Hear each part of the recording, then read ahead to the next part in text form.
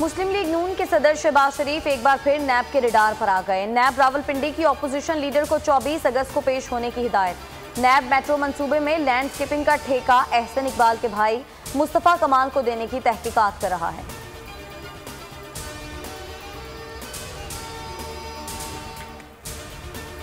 हुकूमत का घेराव कैसे करना है, एहतजाज कब करना है और जल्द से जुलूसों का शेड्यूल कैसे तरतीब देना है। पीडीएम का इजलास कुछ देर बाद होगा। एहसन इकबाल की सदारत में आइंदा के लाए अमल पर गौर होगा।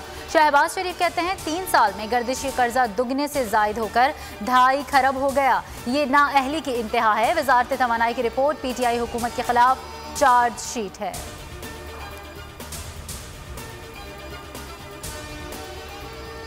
अफगानिस्तान में अमन और इस्तेहकाम के लिए हमारा किरदार सबसे अहम है। सूरत हाल पर तमाम आलमी इलाकाई ताकतों के साथ हमारा करीबी राब्ता है।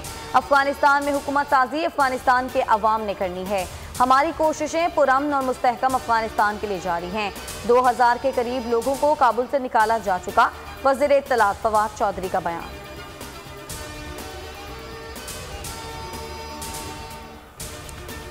काबुल में 6 रोज बाद भी नई हुकूमत ना बन सकी। हुकूमत साजी के लिए कोशिशें तेज। मुल्ला अब्दुल गनी बरादर और दीगर तालिबान रहनुमा कंधार से काबुल पहुंच गए। मुलाकातों में हुकूमत साजी पर मुशावरत होगी। काबुल एयरपोर्ट पर आवाम का रश कम ना हो सका। अमरीकी फ़ज़ाई ऑपरेशन बहाल। PIA का काबुल के लिए फ़्लाइट ऑपरेशन मुअत्तल। रनवे पर पड़ा कचरा वजह करार।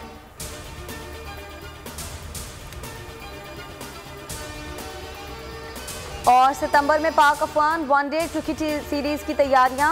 मैचेस श्रीलंका में होंगे। श्रीलंकन टीम कोलंबो बरास्ता पाकिस्तान जाएगी। काबुल एयरपोर्ट खराब सूरत हाल के बायस इस्तेमाल नहीं किया जाएगा। पाकिस्तानी सिफारतखाने ने अफगान खिलाड़ियों के वीज़े पर प्रिंट करना शुरू कर दिए।